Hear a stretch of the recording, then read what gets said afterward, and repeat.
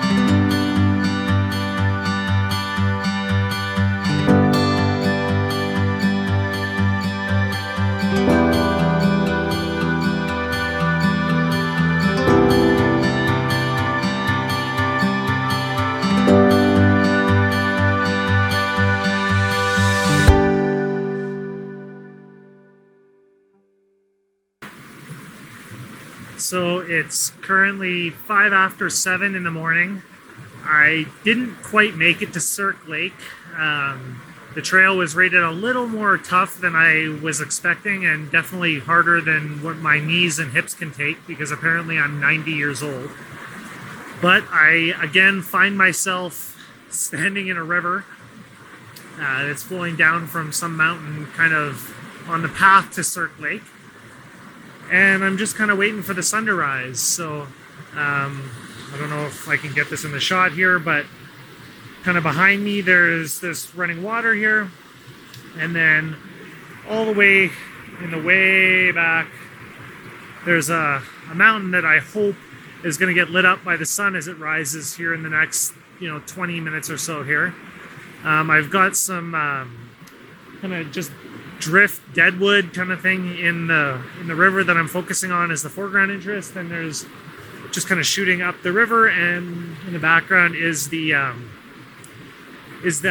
mountain that I'll have to look up the name when I get home, because I'm not sure what it is. Yeah, I'm just gonna sit around for a bit, have some trail mix because I'm dying of hunger right now, and just kind of chill out until the sun rises and hope we get something. So I will be back once the sun starts to rise and once we got a little bit more light to take a photo with. Right now I've got the camera set at 1/4 of a second at f16, although I'm probably going to drop that down to f11. And yeah, I guess we'll just see what we'll get. This is my first day with my brand new camera, the Canon 5DSR, and this is not going to be a gear review channel, but it's a pretty nice camera with the Canon 16-35 f4 L lens, so a little bit wider than I'm used to, but it's still 50 megapixel, although it's actual 50 megapixel, none of this high res mode, so a little bit more flexibility on what I can do. So anyways, I'm going to sit down for a bit, have some trail mix, and have some water, and just chill out for a bit, and I'll be back once the sun starts to rise. Alright, so it is 25 after 7, and the light that I was hoping for just never kind of materialized. You can see the moon as I was walking up here, but it looks like it's got a bit overcast, and yeah, it doesn't look like the sun is ever going to kind of poke its way through, at least not in the way that I was hoping. So that's okay. I still got I've got a shot that I'm really happy with here. I'm still in this mountain stream, still at the same place with this driftwood here. It's just a nice composition kind of leading into the frame. This driftwood looks really, really nice, kind of contrasted amongst the really dark rock that it's sitting on. It's really white. So I'm just going to shoot through the middle of the stream up between the trees into this mountain. The settings that I'm using right now are 1 2/3 seconds, ISO 100 and f11, and I got it on a tripod here. And yeah, just kind of a really nice morning. It's a little chilly up here, but yeah, it's just nice to be out in nature and relaxing, and yeah, just taking some photos. So I'm gonna get this shot. Might walk around for a little bit more here just to see if there's anything else interesting. But I think what I'll probably end up doing is probably packing up and heading back to the city. It'll probably be a few hours drive back into Calgary, and then probably start working on the shot. So if I don't talk to you before then, I will see you back at the studio.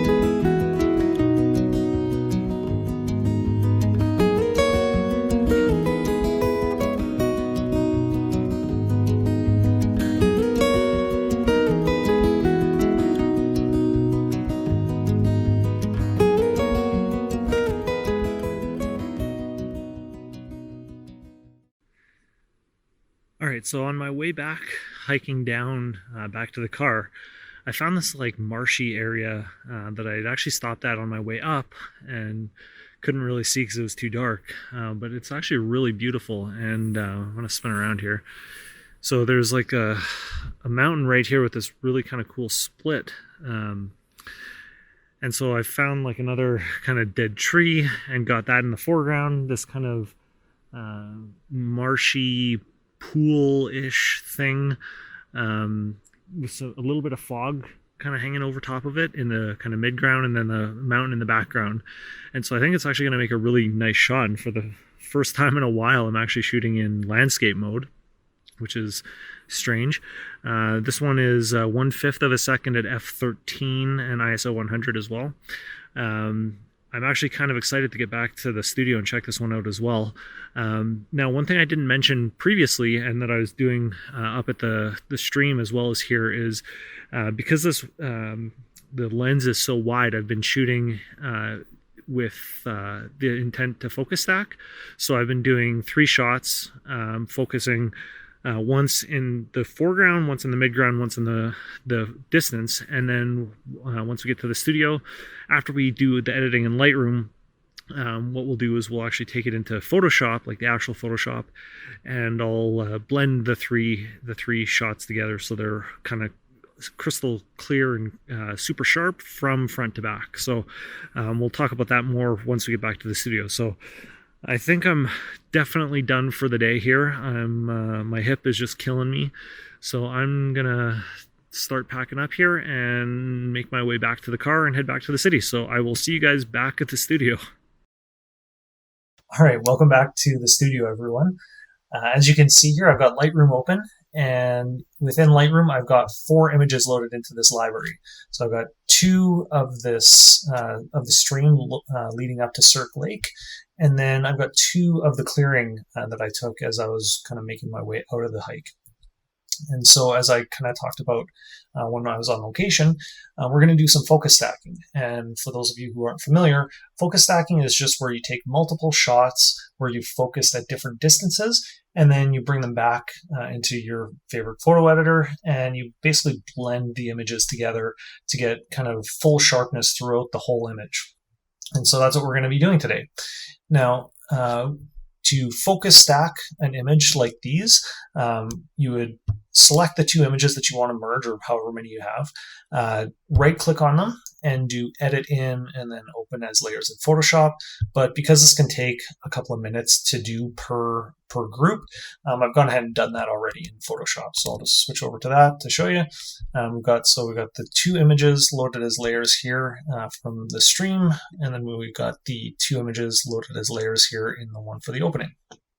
So before we actually get to the focus stacking, which is a fairly simple process, it's just basically setting a layer mask and blending them together.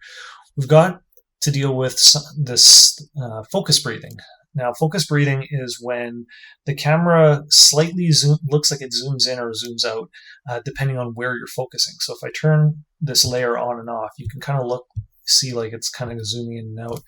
And if we flip to this image, it's the same thing, where it's not perfectly aligned, even though they've been aligned. And so what we're going to do is we're going to basically manually do this. And it's not a long process, it's just kind of tedious. So I guess strap in, because it's going to take a bit. So the first step we want to do is take the first layer here and set its opacity to 50%, so that way we can see kind of both images at the same time. And if you can see around kind of the edges, it looks really weird and zoomed out. In the middle, it looks fine, but yeah, you can see at the edge, it kind of looks like it's not that great here. It's kind of overlapping and stuff. So to deal with that, we use the transform tool. And so we can do Option or Command T, whether you're on a Mac or a Windows computer. And then next to interpolation up here, you choose the button that allows us to choose the warp and grid. And so we want a 5x5 grid. And what this does is it lets us see, okay, so each of these boxes can basically be moved independently of each other.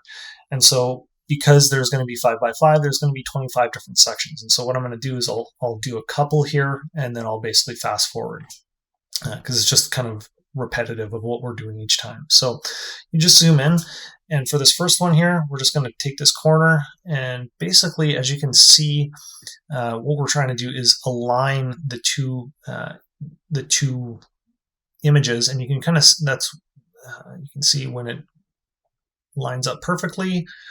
And it doesn't need to be absolutely perfect, it just needs to be pretty close. And each of these corners is movable, so we can go like this, and then let's see there, right there, okay.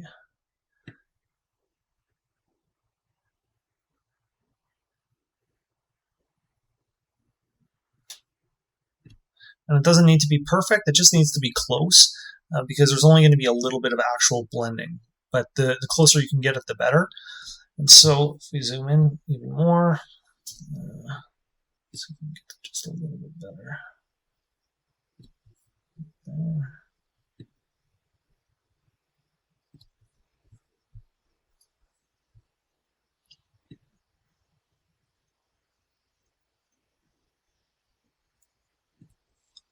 All right, so that one's done. And then we just move on to the next quadrant or grid space here. Do the same thing.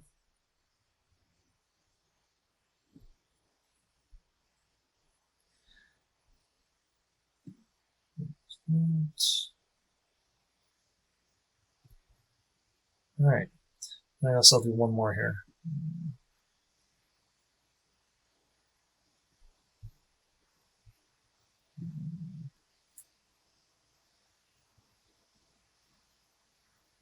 Some people, depending on the size of the lens and the focal length, you can sometimes select the layers and just do auto align. But I've found that when you're dealing with ultra wide lenses like this one, because I was shooting at 16 millimeters, it doesn't do the best job. It ends up kind of overlapping and getting this really weird kind of curvy distortion. So basically, I'm just going to take a few minutes here. I'm just going to put the mic away for a minute. And go through and edit all the points here, and then I'll be back when I'm done. So I will talk to you in a minute.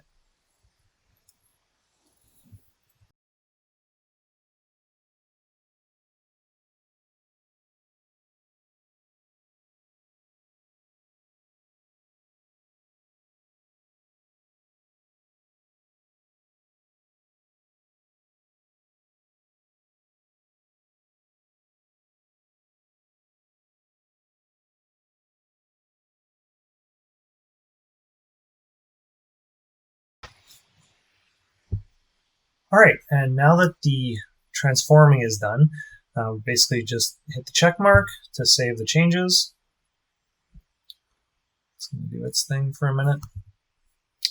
Great. So now we have both images actually aligned, which is good. Because the next thing we want to do is we're basically going to first confirm that we're looking at the right image here. So right now, the one that's showing is the top.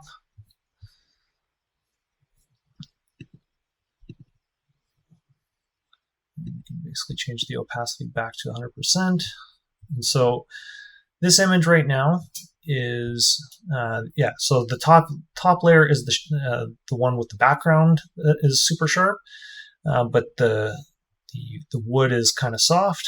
And then if we turn that one off, you can see the wood is super sharp, but the background is pretty horrid. So turn that off. And so now what we're going to do is we're basically just going to add a layer mask to this top one. And we're going to choose our paintbrush. And I'm going to have a huge brush here because we don't need to be super perfect here. We're just basically going to paint black over this this bottom half of the layer to basically paint in the sharpness that we got super close up. So just going to zoom in. As you can see down here, we're just basically, you don't have to be very perfect. I mean, you can if you want to be, but my experience has been that just being pretty, I have a huge brush here, I think it's 2,000 pixels big, so it doesn't need to be perfect, just enough to basically get the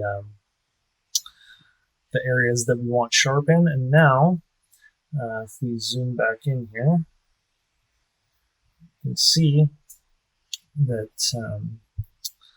everything is sharp, from the wood down here at the bottom here, all the way up to the background images, the background trees and the mountain in the background. And so it's always a good idea to just double check that there isn't any weird ghosting, but I'm pretty sure we're good to go here. And then the final thing is, because we had to bring in that top layer and crop because of the transforming, what we're going to do is we're just going to crop the whole image here just a little bit. So I'm just going to zoom out.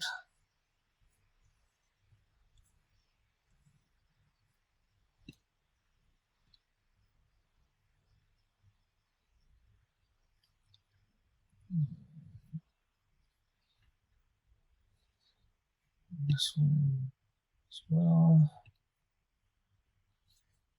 That should be good.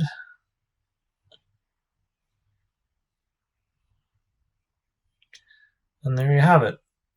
It's super sharp all the way from top to bottom of the image. And so now, if you will give me another 10 minutes or so, I'm going to put the mic away again. I'm just going to go and do the exact same thing to this image, where we basically turn on the, select the top layer, change the opacity first to 50% so we can see through it, and then just go into the transform tool and Command T and switch this over to the grid of 5x5. And yeah, so I'm just going to go in and readjust these, and then I will be back in a few minutes when we're ready to actually edit the images.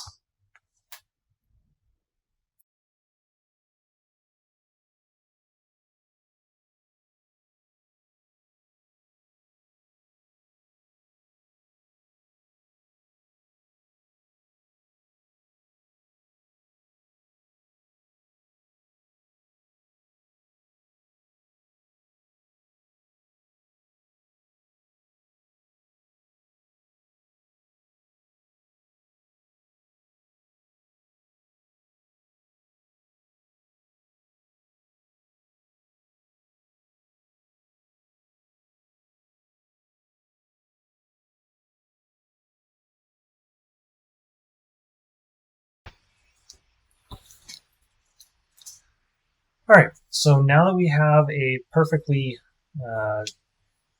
dealt with image here, now we can change the opacity back to 100, and we're going to add a layer mask. And then we're just going to do the same thing as last time. We're going to choose our brush tool and just basically paint in black over the area that we want to show right in the foreground here. So we're basically going to have the very bottom of the image here. And again, this does not need to be precise. It just needs to be kind of close. Now, if we choose this tool, you can see that both the deadwood is very sharp in here, as well as tree. All right, so I'm going to go ahead and save these.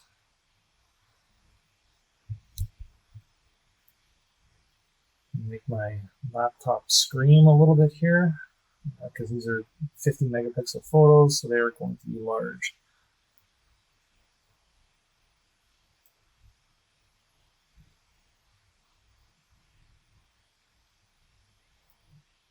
So it's in TIFF, so give it a minute here to finish saving this one, and then we'll head back to Lightroom and we will actually edit these photos.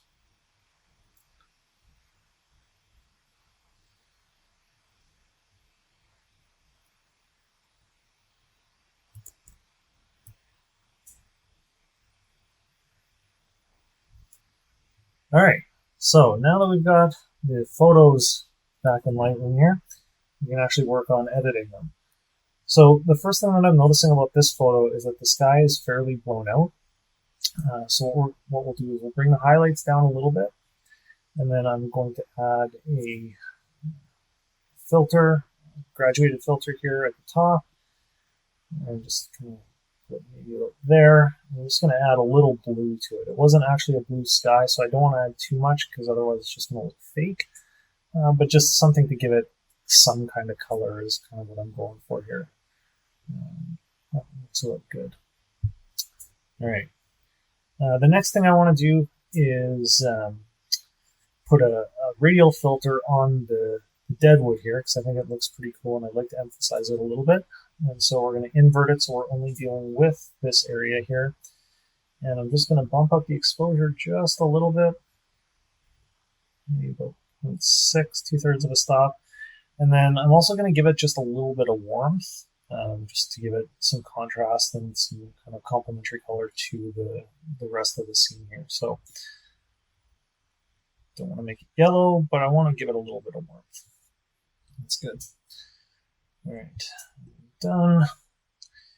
And then I also want to bring down the exposure just a little bit because it wasn't super bright out, and so I don't want to give it the feeling of full daytime. I mean, that radial filter might be a little strong now. Let's bring that back down. Let's say to 1/3 of a stop. Yeah, there we go. All right. Now, this photo doesn't really need a whole lot else. I do want to bring up the texture just a little bit to kind of bring out the real kind of fineness of the detail in the wood here. Zoom back out. I'm going to do a little bit of vibrance just to bring out some of the color here. But again, this was not, it was a pretty gray day, and I don't want to give anyone the impression that this was a nice day because it most certainly was not. And if I can get my zooming under control here, it would be a great day. Okay, and so that's pretty much all I want to do with this image. I think it's good just as it is. It's got some nice depth to it, leading people into the image with the lines and everything, and then the colors are just kind of what they were out there. It wasn't a nice day, so happy with that one. And now let's go to this one. So this one I want to do a little more to, but still not crazy. So again, add the radial filter here to the deadwood. And I really want to brighten this up a little bit. So just a little more here. Invert it so we're only dealing with what's inside there. Bump that up quite a bit. And then the other thing that I want to emphasize is this little pond or kind of cool thing here. So we're going to duplicate the radial filter and then just shrink it down. So get a little more reflection off that pond there. Maybe pull it down just a little bit. All right. Now, same thing with the sky. Now, the one thing that I when I was playing around with the photo myself, kind of before I started recording here, was I really like the adding some clarity to the sky, because what it ends up doing is also bringing out some detail in the mountains up here. So if we zoom in now, you can see some really nice sedimentary layers in the rock, which I think is awesome. And the clarity definitely helps with that.